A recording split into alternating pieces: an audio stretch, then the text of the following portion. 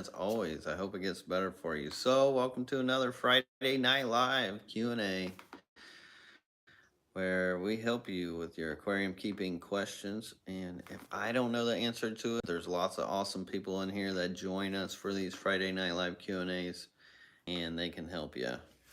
I have lots of experience with lots of aquariums, but there's so many fish in this hobby.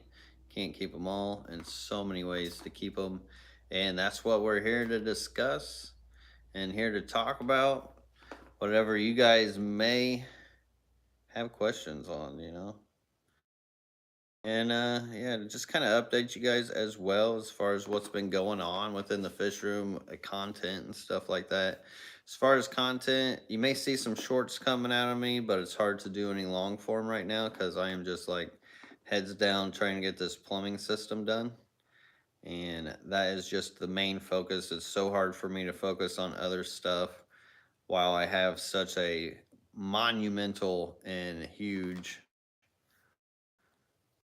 project in front of me. So this is kind of like one of them growing pains we got to go through with getting this fish room built, but it's gonna be like the cherry on top of the sundae when I get it done. It's about to get super, super awesome in here. And speaking of which, since I'm not seeing it, I did end up getting a shower. If some of you guys know how my barn is set up, I've got this room off to the side where I doesn't have any aquariums. It's like the only place in this barn that doesn't have aquariums. It's a room. And there's a shower in there, and I could not remove that shower without like removing the wall or something because the shower was bigger than the room. They must have stuck it in there before they framed it out. So I ended up chopping that down at like 3 o'clock in the morning last night. And just to get to that point, because that was somewhere I wanted to be, like I ripped that out like I would say probably like 6 or 8 months ago, hoping to get to that space to be able to put in just like a sediment filter, because that's where the main water line comes in. That's what's going to hook up to the water change system that I have. And just to be able to have that space and finally get to that point is just, it's a huge monument for me to have that out. So I'm excited about that. I'm super stoked about it. Just being able to come in today and look in there and be like, oh, that thing is gone. And now to be able to start working on that. The inflow system is like, I would say 60 to 70% done with the inflow system now, and still about, I would say, 30% done with the outflow system. But a lot of that is I can't really do the outflow until I get the inflow done. And right now I'm just kind of waiting on some valves. But it's a process. It's a process. I do got a few things I can do in the meantime, like I'm trying to get my main lines up. It's a lot, literally thousands and thousands of parts. But still haven't seen any questions here. Hello, hello, everybody in the chat. Very slow night tonight. Only 39 in here. Usually twice that by now, but usually some questions. Johnny Best says, LRB, watching your yellow shrimp breeding for first rewarded me with some gifts. How to feed the shrimp envy powder food. LRB, watching your yellow shrimp breeding for first rewarded me with some gifts. How to feed the shrimp envy powder food. I don't know. I've never actually used the shrimp envy powder food. I'm not sure what all you mean by the rewarded me with some gifts. Oh, as far as they have babies, I'm guessing. I'm guessing that's what you mean. But that is awesome. So I guess I don't know. It's very common in the hobby and industry to sell like Bacter AE and certain powder foods for shrimp. I would say as far as that goes, I mean they graze and scavenge just like the adults, and usually they hang out around the mom. So they'll be herded around the mom when they go eat. The mom will go show them places to eat. That's why having leaf litter or any kind of organics in your aquarium, like driftwood or something, is always a constant basis of growing biofilm and providing something for them to munch on. That way you don't have to worry about the powder food as much. But if you do decide to use that powder food, use it sparingly. A little bit goes a long way because what you put in that tank, all those shrimp and or snails or whatever else is in there, we'll have to clean it up. If not, then you can be feeding a lot of other things that you may not want to be feeding. Which could just be algae, it could be certain bacterias, but it helps just do it sparingly. And if you could get it to sink, all the better, because they're gonna want to eat off the bottom. No baby shrimp to the top to scavenge or anything. Aquarium Domain. Oh my goodness. Thank you so much for the awesome $20 super chat. I really appreciate that, bro. Says work is done, fish are fed, time to enjoy some LRB Friday Night Live. Well, awesome, man. I'm wondering what you've been working on. I think I didn't see it with the water in it, but I knew you were about to get water into that huge, I don't know what you want to call it, build, like 33-foot pond, huge aquarium looking thing. Dude, that is so awesome. I can't wait to get something like that here at the fish barn. Eventually in the greenhouse, I've got an idea for something like that, and really cool watching you put that stuff together. And man, I can't wait to see all the fish and stuff you do with it. That's gonna be so fun for you. Just to be able to hang out with those fish in that big of a space and watch and enjoy.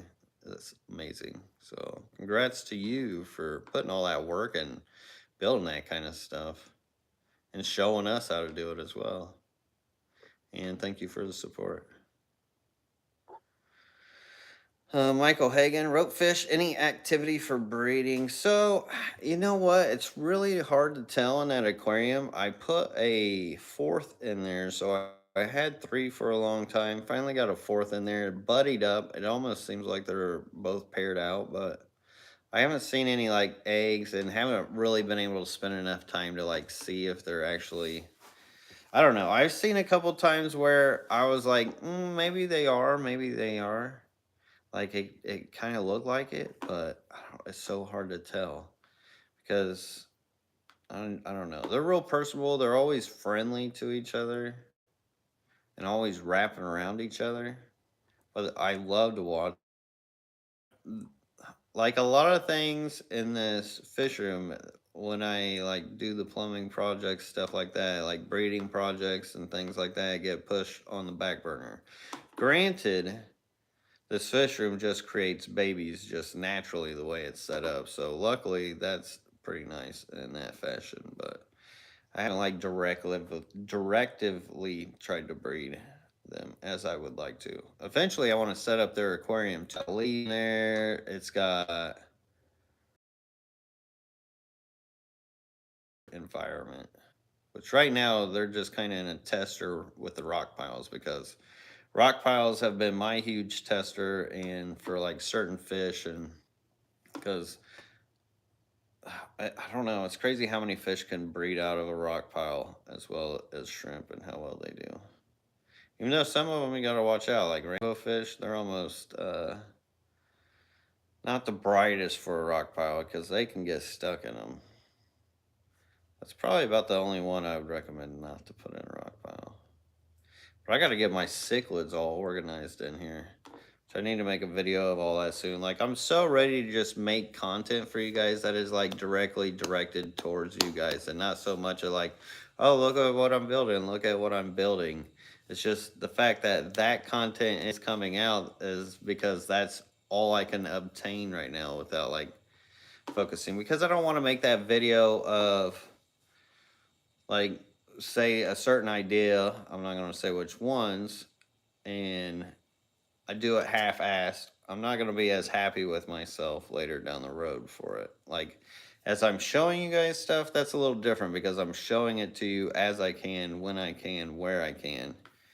With the videos, oh, I hate half-assing them, so I can't wait to just focus on all that. Like, when I get this water change system done, that's when we'll be able to focus onto a lot more of that. All right, find some more questions here. Marcus Matis says, I just started in my fish keeping journey and I'm up to about 30 guppy fry in a 10-gallon heavily plated tank. Will the population eventually stabilize or will they breed until system dies? So it's almost a 50-50 chance with that. Sometimes they will stabilize themselves by like either eating each other and or they will hit a population point to where the bio load in your aquarium can't keep up with it. And if you start seeing that, you could usually see it within the water quality, which it will more than likely usually gets milky white, starts getting that white bacteria look to it. If that's starting to happen, you're definitely hitting your population limits to where your filter, the beneficial bacteria and stuff in it, cannot keep up with it. And that's a definite sign that you should probably move them out and they're not going to stabilize it naturally. But it's a 50-50 chance on which way it could go. Edward Shrek says, will planaria kill shrimp? So, there's a lot of back and forth on it. I guess I could probably kill a not so healthy shrimp, but if it's a healthy shrimp, more than likely, no. I've had planaria and shrimp living together and not be a problem as far as breeding and stuff. What does end up happening, and the reason why planaria looks bad in a shrimp tank is the shrimp will eat off of the planaria, and as they cut up and divide all that planaria, they actually create like so the way shrimp eat, they eat a little bit and then they like drop it. So there's like pieces of planaria dropping off in the tank. And as those pieces of planaria get cut up and dropped off in the tank, they actually multiply by that. Because it only takes a cell. Supposedly, this is what they say in the books. It only takes like a cell for the planaria to regrow itself and regenerate. And that's why in shrimp tanks they can look so prolific because they're getting chopped up and then they just keep growing out of that. It's wild. Um, and as far as if you want to get rid of them, just get some dog dewormer, fenbendazole. They do got no planaria. Actually, it's probably easier to find no planaria than it is the pink your seat anymore. And then follow the directions on that, and you'll be good. Just be careful with your mystery snails and nearite snails, or anything with like a snail-like body, which is like the worm body. Henry Figaro, what's up, brother? Says, how do you breed Corydoras? I am getting orange Venezuelan and just curious how they breed. So with Corydoras, a lot of them get triggered with the cold water, but certain ones do like to like spawn in different places. Some are seasonal, so it really depends. As far as the orange Venezuelans, I'm not really sure what they consider orange Venezuelans or what they look like. There's so many Corys now and other names, alternative names for like the store may name them this, the store may name them that going on. That's why they have the whole CW numbering system because of that. Well, big reason, part of it. But with with Corydoras, they're almost better to like dive into like it's not like rainbow fish where you can pretty much breed them all the same. Maybe a few have slight differences, very few. But Corydoras is more in the realm of they got more needs as far as like maybe acidity and like some like flow, some don't like flow. So it really depends. Eric Bodrock, he's him and Jerry Joe's. Eric Bodrock's a lot easier to get a hold of than Jerry Joe's. But Eric Bodrock of all Oddball Aquatics, he can give you the in and out of breeding pretty much any Cory cat. If you ever want to try to find that guy and reach out to him. But if anybody in the chat knows how to breed an orange Venezuelan, I'll be looking out for that as well. I haven't dealt with a lot of the Cory cats because with my no filter aquariums, Cory cats aren't the best for no filter aquariums because they do sift up that mold. They do sift up all that stuff into the column, so it'll actually make the water clarity not very clear. It doesn't like hurt the tank. It's actually really good. They love sifting through that beneficial bacteria and eating the stuff in it, and they will clean up some sand like crazy. But they are hard to keep clear tank column in a no filter. Not impossible though. You can still do it. Just after, well, I mean, a lot of my tanks were years old too. Aquarium domain, as far as this big 33-gallon thing says, I just call it the beast, right? That thing is a beast, dude. It's gonna be so epic. Legion Aquatic says, "Hey Lucas, just wondering if you were going to set up a African cichlid tank. How would you set up? I have a cichlid tank, but I get so much algae compared to my planet tanks with almost zero algae. Because with your African cichlids, which a lot of them actually love to eat algae, that's great food for African cichlids. And when you talk about African cichlids, there's a wide variety of African cichlids. There's big ones, there's small ones. I've got African cichlid tanks in here. Matter of fact, this whole section here is for Tanganyikan types, some of the smaller ones and stuff that don't need all the space, not the like big dovies and things like that. But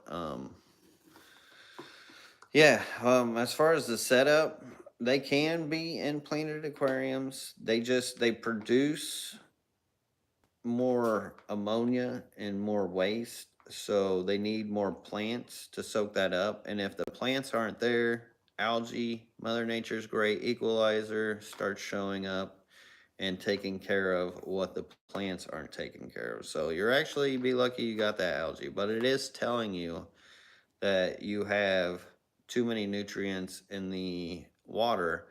Now, say if you do run a filter on it, now I don't run filters on mine. I do get algae in mine, but I don't really care about it because that's kind of a food source for my fish. Now, when I move them into these new aquariums, they don't actually have lights on it. So the lights can help a lot with battling that. But I haven't tested it yet to the point that if the algae can't grow to combat and balance that waste, what will happen without those lights? Granted, I have them stocked and loaded with some guppy fish and stuff right now. But that is still kind of the question because the plants can only absorb those ammonias and nitrates so much. But if you have beneficial bacteria and a good load of it to where you've got more of a mature tank that has a lot of that mold and that beneficial bacteria, and or a filter that has a lot of that brown stuff, that detritus, that mold, beneficial bacteria in it, then that can help clear out a lot of those ammonias and nitrates and stuff too. They can filter that out and consume it. That's why people will battle with high nitrates and or ammonias after like cleaning their filter out and stuff, because that filter, that brown dirty good stuff, is actually doing a world of good for keeping that more balanced. So I do have the fairy cichlids. I've got the Julia Chromis Marleri. I've got the Cuddlepunk Taurus. I've got the Shelleys. And I think that's it as far as my cichlids go. But I also got this lime rock around the house too. Since I've got softer water, they definitely like hard water. That's the biggest key with those, is try not to keep them in too soft water. And if you do have softer water, put some like limestone in with them. That helps. GH booster is always good for them too. Fish Face, thank you so much for the $10 super chat. Really appreciate you. Fish Face says, "Hey LRB, my male endlers are savages. I have an all male tank and the aggression is taking a toll. I'm losing fish. Any suggestion?" They're Cobra Endler 10 gallons. So the more plants you can get in there and more division and spaces that you can give them, the less aggression there'll be and or more feeding. But when you do the male only ones and they don't have any females to breed with, sometimes it can be an issue. But it is also hard to tell too, depending on the age of your endlers. Are they really battling, or maybe they hitting an age as well? Because endlers and guppies, they don't really have the longest lifespan. But that would be the best advice I could give you, is just kind of give them spaces and areas within, like floating plants are good, but not to the point where it's too much, you know. It's where they can have places to get away from each other if one is being a bully. And usually, sometimes, if you watch the tank, you can find that bully one and maybe put him in timeout. It's not uncommon to put a bully fish in timeout. But thank you, Fish Face, for the support. Really appreciate you, brother, and hope you're doing well. I hope that helps you. All right. Mel Wolf says, "How do you sex rope fish? They are on the bucket list right now. I just got some German blue rams for the community jungle tank with my panda, garras, corys, and male golden wonder." Ooh, that sounds like my kind of community tank. As far as the rope fish, I believe it's on how their anal fin is shaped. One's like rounded and one's more like pointy or something. I can't remember the exact way it goes, but that's how you can tell them male from female. I think the males have, or the females have the more round. I'm not sure which way it goes. Always get that flip flop. That's how you can tell if they have different anal fins. Then you've got males and females.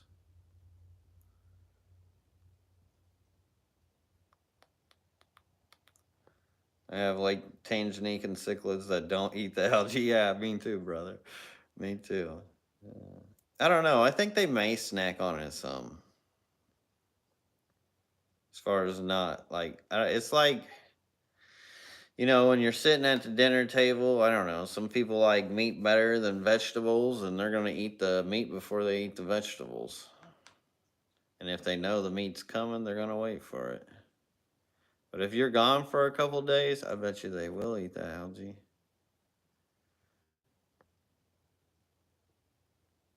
Oh, Marcus Mathis also been wondering what the plant material hanging under the LRB sign is. So that's actually Spanish moss.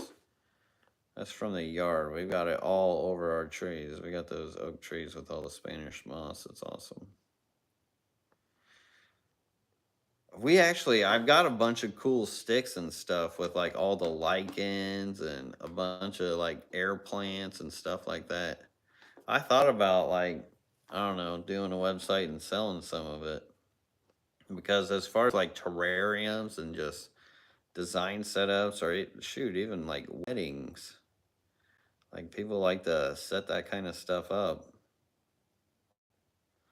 But I don't have the time for it. That would be like something I'd give to Lady LRB if she wanted to take on the task. Fish room first. Fish first. Here, you guys. Don't worry, I'm not going to go off selling sticks. I'm leaving you guys. Jonathan Brazler says, "Do you plan on adding those rice fish back to the site?" So those rice fish been going like hotcakes. I've got some growing out.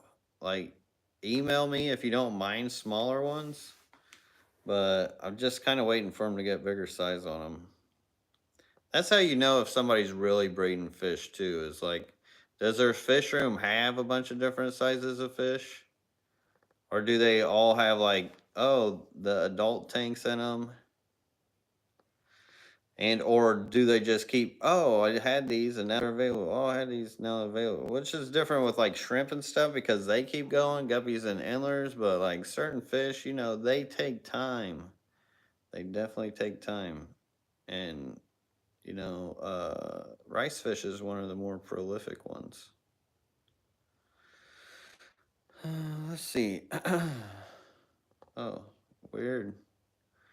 For some reason, this system held Mel Wool's question right here about I bought a group of 5 panda garden siblings, and one is way bigger than the rest. Female, how do you sex panda garra? Added a unrelated 6, slightly smaller. They love groups. Weird that they had that held under review, but um, the females are much bigger with the panda garras than the males. They will be wider and longer. So yeah, possibly the female or one that was just aged before Aura Alpha. It's hard to tell. Like Pandagars are ones that take years and years until you can really see much maturity out of them. It's like they're young for a long time, years. Legion Aquatic says my cichlid tank has Val that grows super well, but I haven't been able to have anything else grow in the sand. Any recommendations for nutrient absorbing plants? Maybe floating. So you can actually float the Val, and pearlweed's pretty good combo with it. If you really wanted to, guppy grass is like the number one as far as like getting along with any other plant and pulling out nutrients. That is like the number one go to. But then again, it gets all over the place and can be harder to get out later, but not impossible. Like say duckweed or something can be a lot trickier. But that Val, if it actually has a good biomass, it can actually produce quite a bit or pull out quite a bit. Marcus Mathis says your website is real bare though, man. Yeah, that's the rough part about being a real breeder and home breeder is you don't have fish coming in all the time, and like there's a lot of people who visit my website, which I did update it, and the 10% actually ends here at the end of this month.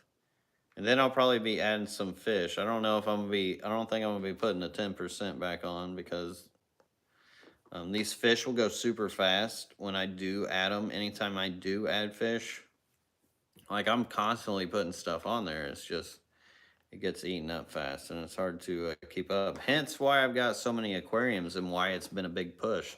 Like say if I had hundreds of thousands of subscribers on here and whatnot, this fish room would probably be a lot different. Like I'd probably have bigger systems. We'd be doing like different types of content. But considering I've got to feed my family, I've got to feed my hobby and pay the bills and all that stuff, I had to get a lot of aquariums and just trying to build this up. That and like so many of these fish need conservation that I have too.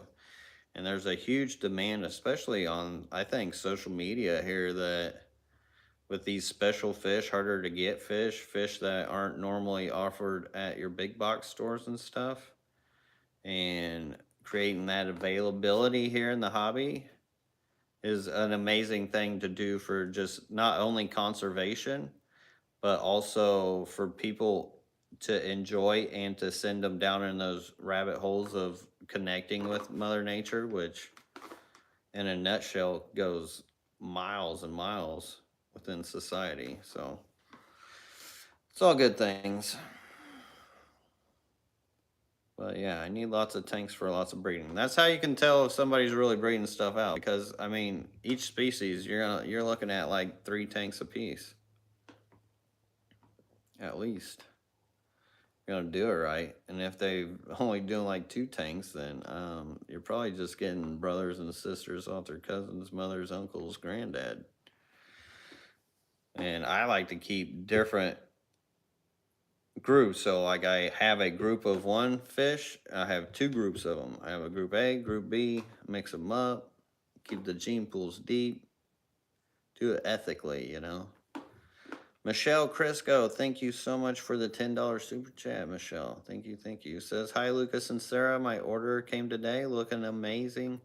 all happy and healthy in their new homes. The black mollies are so chubby and cute, and the rice fish and shrimp are gorgeous. Thank you both. Well, thank you so much for the awesome support and the super chat and letting us all know that it all arrived happy and healthy. And yeah, those little black mollies, they will love to stretch their fins in your new tank because they have so many brothers and sisters in their tank. They do get fed good, but thank you, thank you, thank you so much for the support. And also, Brandy Rutledge, thank you so much for the $10 super chat. It says, I have to meet you at Aquashella. I'm flying down by myself. Getaway time. So excited. Still need CPDs. Yes, I will see and try to fish some out for you and hook you up. And same with those shrimp, too, you're asking about. And yeah, I'll be excited to meet you. Definitely have to hit me up and we'll have to talk and hang out for sure. It should be a great time. That's Aquashella. That's going to be here in Daytona next week. I will be a shrimp judge at. And this is the first Aquashella I've been to for quite some time. Also, if you do see me there, I will be playing Planta Claus. So I will have a sack of goodies. And hit me up and I will give you a free plant. Because why not? I got lots of plants. I'll share them with you guys. That's why every order you get on the website now, you get a free plant. For me, it's not about the money. Like really, I'm here. I love to help you guys out and connect people with more with nature because I mean it can go a long way within mental health and all kinds of other stuff and aspects in life. Really just even learning about our existence and the existence of things around us. Let's see. Oh, Marcus, as far as floating plants on my website, yeah, there's not a whole lot of floating plants. I don't know. For me, so your typical floating plants to me, like they're not attractive to me. Like the duckweed and stuff that sticks to your arm, the big duckweed, the small duckweed, everything in between. The water lust gets all over your arms and sticks to it. That kind of stuff drives me nuts. It's just because it's messy. I'm kind of OCD on that kind of stuff. So like floating Vallisneria or like guppy grass or rotalias or Luigias or hygrophilias. If you haven't seen my video, check out my video. Just type in LRB unusual floating plants and the coolest freaking video on floating plants that you'll ever find on the internet that you may have never considered of being a possibility.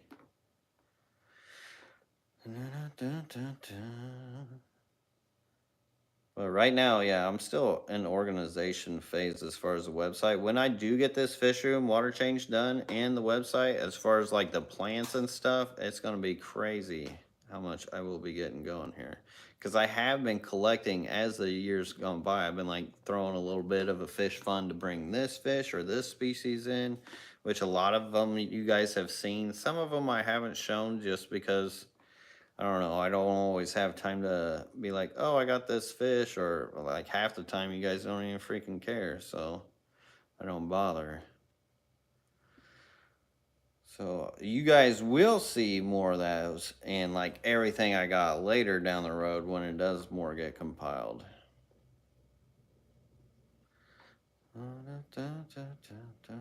Oh, Henry Figaro, yeah, that would be cool if you could make it to the Aquashella too. I'll just be excited to see everybody. It'll be a good time.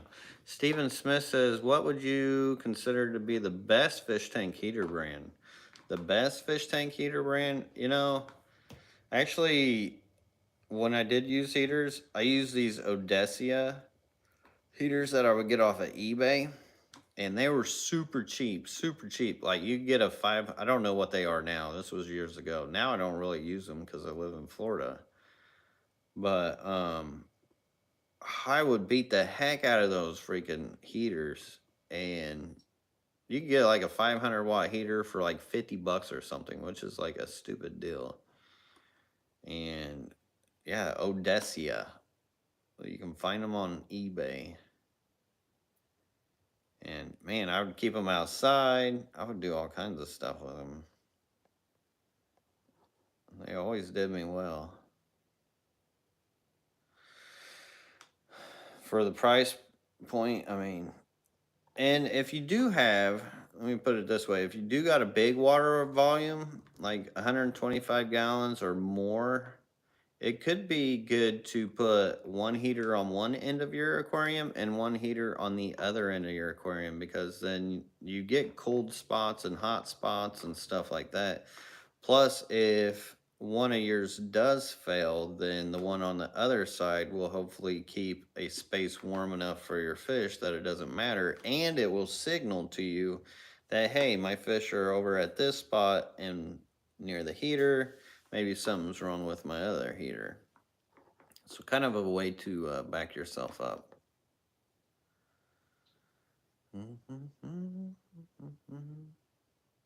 Millwolf says, I need to go to Aquashella too. All those tiger val I got from you, that was questionable, died. So sad about it. Oh, so sorry to hear that about your tiger val. That must have been a long time ago, because I have not offered tiger val for a long, long time. I do have it in the fish room. I'm trying to get my biomasses of it up.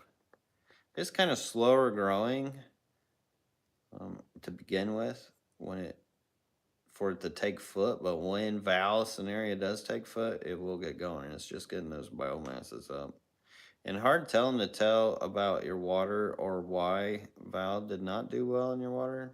Because a scenario is usually a plant that can pretty much grow in about anything. They do like water changes, but not absolutely necessary.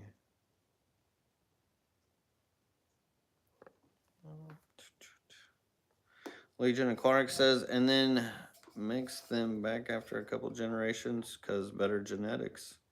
Yeah, I mean, if you've got two different spawns of one type of fish, then you can get babies off of their spawns together after mixing it. You can make that family tree of fish, or new family trees, I should say, a forest of genetics.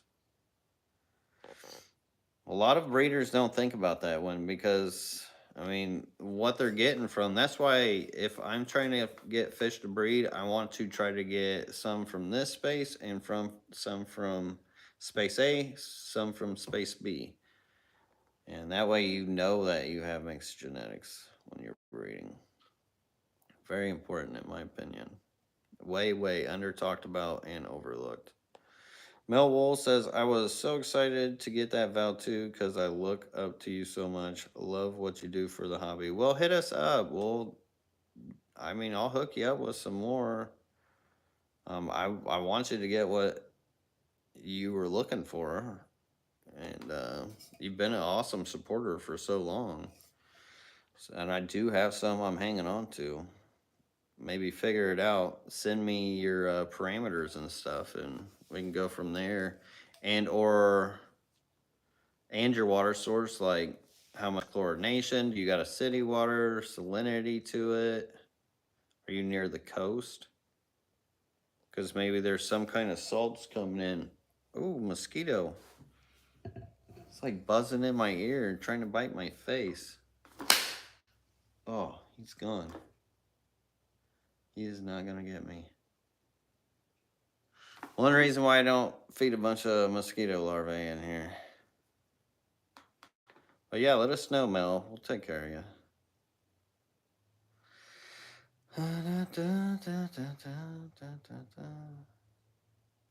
That's a big mosquito, too. Henry Figueroa says, did you get the pictures I sent you from my fish room? Yes, I did, and I looked at them. Really cool, brother. I wanted to respond to them, I just never did, because there's always something pulling me from one direction to another around here. And yeah, I was going to respond better in the email about it, but yeah, you got a lot going on there, brother. A lot going on.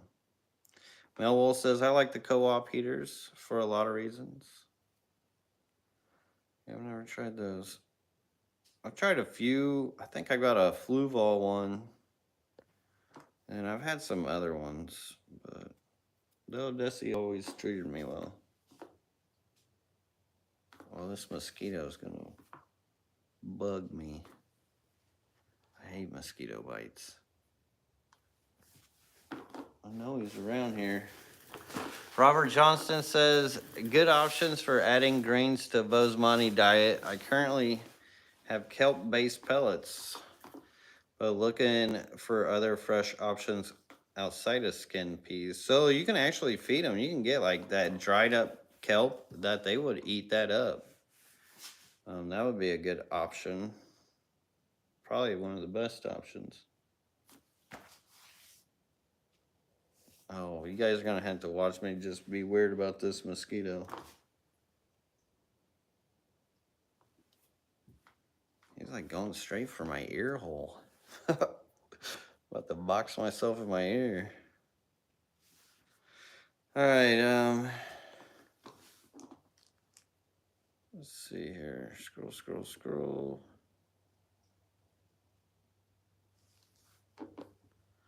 Looking for those question marks. If you do have a question mark at the, or a question, good to put a question mark at the end. LRB, seen your video on plants. You talk so much of pearlweed. I bought 3 little bunches from Etsy. What's the best way to grow them and propagate them? So the cool thing about pearlweed is you can grow it like a moss, or you could plant it into your substrate and keep it cut, like mow it, and you can create a foreground out of it.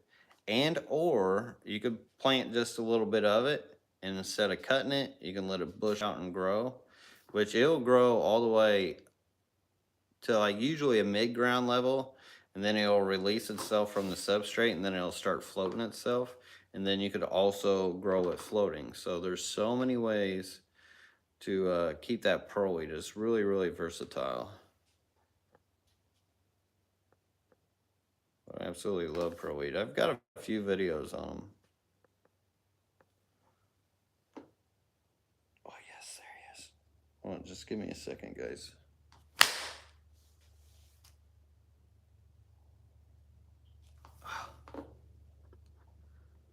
All right.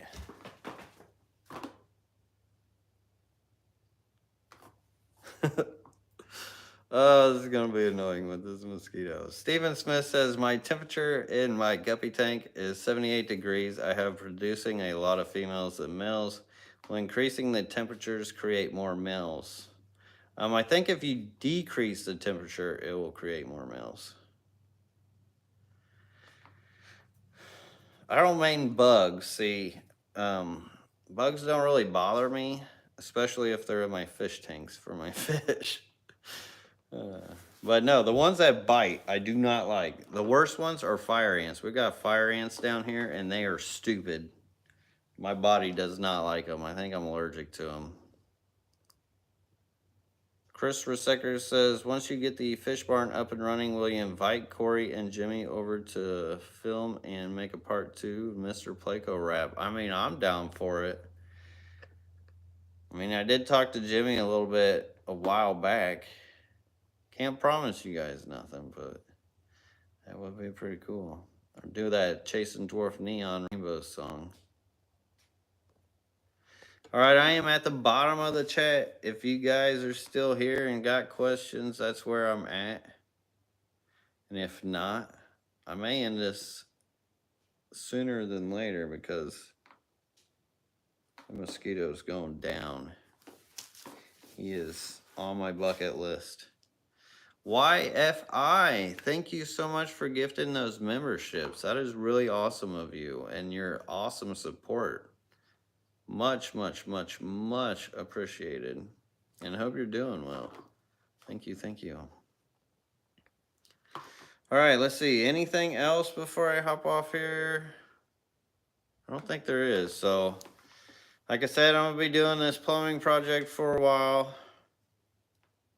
Hopefully, I'll get done with this sooner or later. Plus, I always say this too, like, oh, I may go dark. I was about to do a video like, well, I kind of did the other day. I did a channel update where I was like, oh, I'll probably go dark and not be talking or making much on here. But usually when I do say that, I probably end up doing it. I guess it's the duality of being a Gemini. Or, well, you just never know how the wind will blow. Sometimes it blows from the east, sometimes it blows from the west. You just got to be adaptable. Legion Aquatic says, would it ever be possible to ship to Canada, or would it be too expensive? Because I'd love to get your shrimp up here in Canada. How far are you from Windsor? If you're near the not too far from Detroit or Windsor or something, so what you can do, I can ship it to the border. Then you can go pick it up at the post office on the other side of the border. And yeah, there's ways to do that, but I personally can't ship to Canada. It's just too hard to do.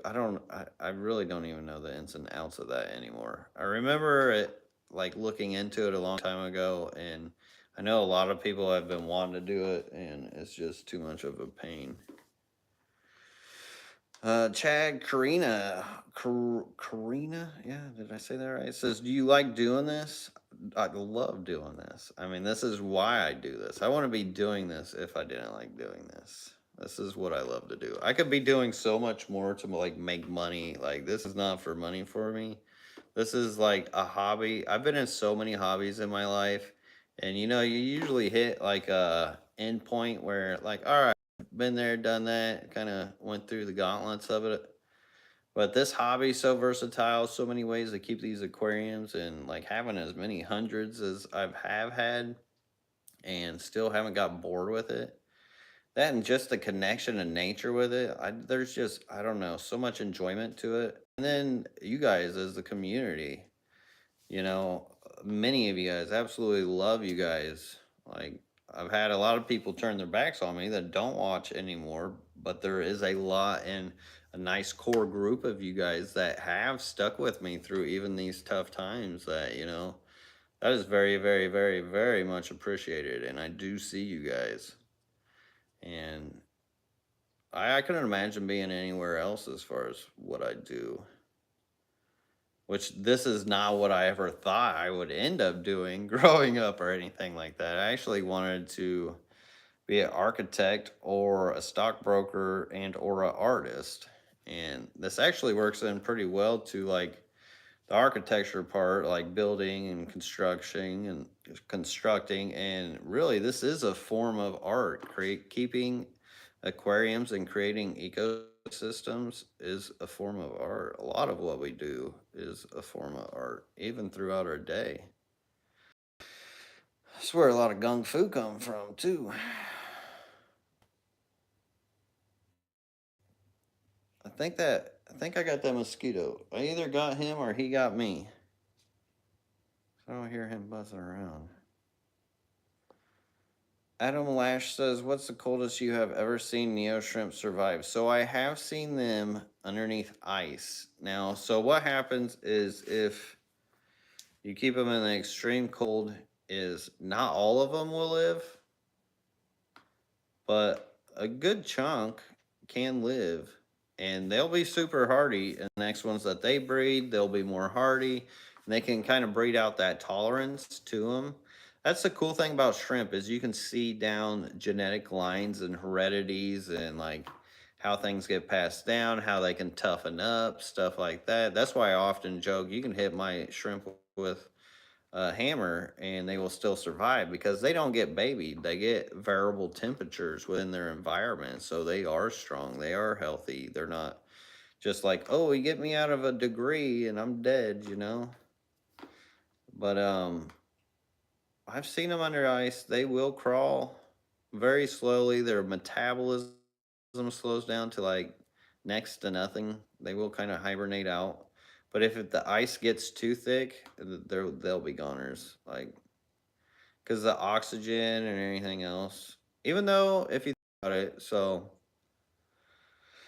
Well, I mean, they are different shrimp. There is grass shrimp all around America, like Midwest, East, West, South, all over America, and they survive through the winters. But they probably usually go deeper down into the ground. So it will depend on how deep your space is, too, as far as like how much ice they can take. But they can survive the cold. But you are kind of putting them in a situation do that. Let me say that. So if you really don't want to be killing any of the shrimp, you'll want to pull them. And you'll want to pull them probably around, I would say, 60. You don't want them to go much under 60. Then the ones that are acceptable to it will probably end up having more issue. Franny Rutledge says some of my guppies have frayed tails, not rot. Mostly males get it. Are they fin nipping? How to heal them up? Do you use Melaflex? So, no, the Melafix, the Pimafix, oh God, no, please. I do not. I have used them. The smell of them is a bit overwhelming. I don't know. They will kill like your biofilm. You'll see them like kill the biofilm off the top of the water, and it's like, oh, it's doing something, you know. But it's so temporary, and in my opinion, doesn't do a whole lot. Like maybe it can help out their skin coat a little bit. But the best thing to do if you want them to grow those fins out, just take them out, separate them out, and they will grow their fins back. It's either, it could be males or females. Exactly what it is fin nipping, and it does happen with certain guppies, and it's usually whenever they get hangry.